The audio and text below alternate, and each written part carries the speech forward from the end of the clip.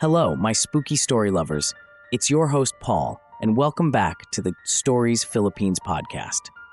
Today, I bring you a tale from the graveyards of the Philippines, one that might make you look over your shoulder the next time you're in a cemetery.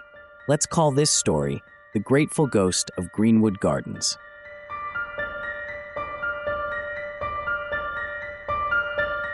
Every year, on October 30th and 31st, my family and I would visit my grandparents' graves in Greenwood Gardens Cemetery. The last time this happened was probably around 2014 or 2015, back when my mom was still with us. So, on the afternoon of October 30th, we arrived with lots of food, mats to sit on, fans, and folding chairs. Sometimes we'd get food delivered or buy it from the stalls that popped up around Halloween. Once we were all set up, we started chatting and noticed a lone guy sitting near us. The cemetery had this apartment-style burial site for his grandma, and we could tell he was a visitor there because there was a candle burning by her grave.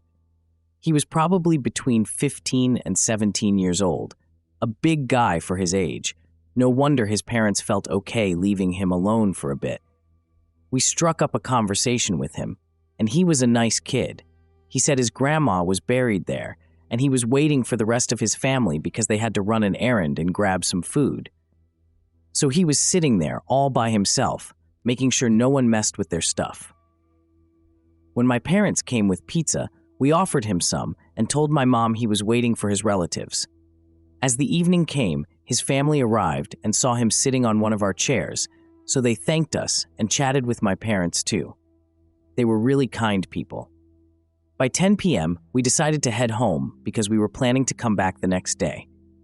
When we got home, I started feeling ill and got a fever, and my mom felt pretty bad too. We thought maybe it was just because we were tired, so we tried to sleep it off. I managed to sleep, but had a scary dream about an old lady without any eyes. You know, like that lady caught on camera on KMJS, the kid's grandma? Yep, she looked just like her. I woke up suddenly, glad it was morning so I didn't have to go back to sleep. We got ready to go back to Greenwood Gardens. When we arrived, there was already a crowd around the grave next to ours from the day before, where the boy had been. We said hi and asked how they were doing. I noticed one of them was putting a picture on the grave, so I took a closer look. And I kid you not, it was the exact same old lady I had dreamed about.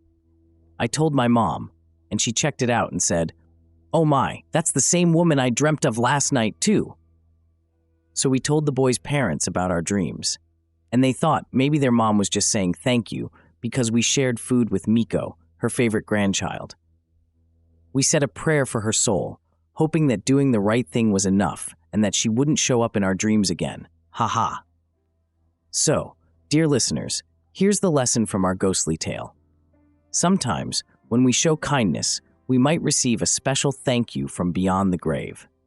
And remember, if you ever feel a chill while visiting those who've passed, it might just be their way of expressing gratitude.